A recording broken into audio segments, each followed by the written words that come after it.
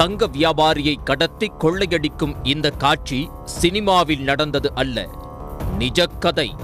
கேரள தங்க வியாபாரியை நோட்டமிட்டு வந்து அவரது காரில் இருந்த 2.5 கிலோ தங்க நகைகளை கொள்ளையடித்த சம்பவத்தின் பரபரப்பு காட்சிதான் இது.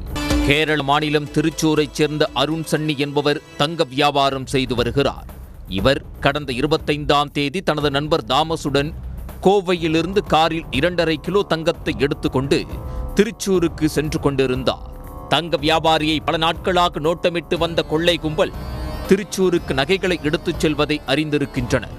இதனால் அவரை பின்தொடர்ந்து 3 கார்களில் வந்த கொள்ளை கும்பல் திருச்சூர் குதிரன் சுரங்கப்பாதை அருகே அருண் சன்னியின் காரை வழிமறித்து நிறுத்தியது. அப்போது காரின் கண்ணாடிகளை அடித்து நொறுக்கிய அந்த கொள்ளையர்கள் கத்தியை காட்டி மிரட்டி தங்களது காரில் ஏற்றினர். தங்க வியாபாரி மற்றும் அவரது நண்பரை கடத்திய கொள்ளையர்கள் அவர்களிடம் இருந்த 2.5 கிலோ தங்கத்தை கொள்ளையடித்தனர். அடுத்த சில மணி நேரம் கழித்து புதூர் மற்றும் மரத்தக்கரை அருகே ஆளில்லாத பகுதியில் இறக்கிவிட்டு கொள்ளையர்கள் தப்பிச் சென்றனர்.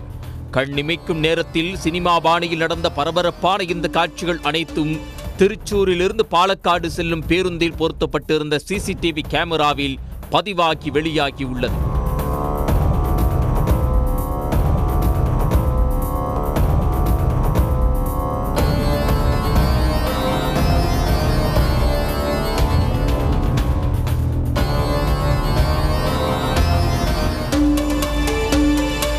இந்த கொள்ளை சம்பவம் குறித்து குதிரன் பகுதியில் ரோந்து பணியில் ஈடுபட்டிருந்த போலீசாருக்கு தகவல் கிடைத்துள்ளது. இவர்கள் திருச்சூர் போலீசாருக்கு தகவல் தெரிவித்து விசாரணை மேற்கொள்ள உதவினர். இதையடுத்து பேருந்தில் பொருத்தப்பட்டிருந்த சிசிடிவி காட்சியில் பதிவான காரின் பதிவெண்ணை வைத்து போலீசார் விசாரணை மேற்கொண்டனர். இதைத் தொடர்ந்து திருச்சூர் போலீசார் இன்ஸ்டாகிராம் பிரபலமான ரோஷன் வர்கீஸ், திருவள்ளா அருகே மாங்குளத்தைச் சேர்ந்த சிஜோ வர்கீஸ், திருச்சூர் எசன்புரம் பள்ளிநாடாவைச் சேர்ந்த ஊலக்கல் சித்திக், நெல்லை அருகே கொளத்தூரைச் சேர்ந்த நிஷாந்த், நிக்கில்நாத் ஆகிய 5 பேரை கைது செய்தனர். இந்த வழக்கில் தொடர்புடைய மேலும் 4 பேர் தலைமறைவாக உள்ளனர். கொள்ளையடிக்கப்பட்ட நகைகள் இவர்களிடம்தான் இருப்பதாக கைதான 5 பேரும் வாக்குமூலம் அளித்திருக்கின்றனர். இந்த கொள்ளை சம்பவத்துக்கு மூளையாக செயல்பட்டது பத்தனம்திட்டா மாவட்டம் திருவள்ளா பகுதியைச் சேர்ந்த ரோஷன் வர்கீஸ் என்பதும் கண்டுபிடிக்கப்பட்டது. இன்ஸ்டாகிராமில் இதுபோன்ற காட்சிகளை வெளியிட்டு பிரபலமான ரோஷன் வர்கீஸை சுமார் 50,000 பேர் பின்தொடர்வதும் தெரிய வந்துள்ளது. ஆனாலும் ரோஷன் ஒரு மோசமான திருடன் என்பது அவருடைய ஃபாலோவர்களுக்கு தெரியாது. 12ஆம் வகுப்பு வரை மட்டுமே படித்துள்ள ரோஷன் மீது 22 குற்ற வழக்குகள் உள்ளன.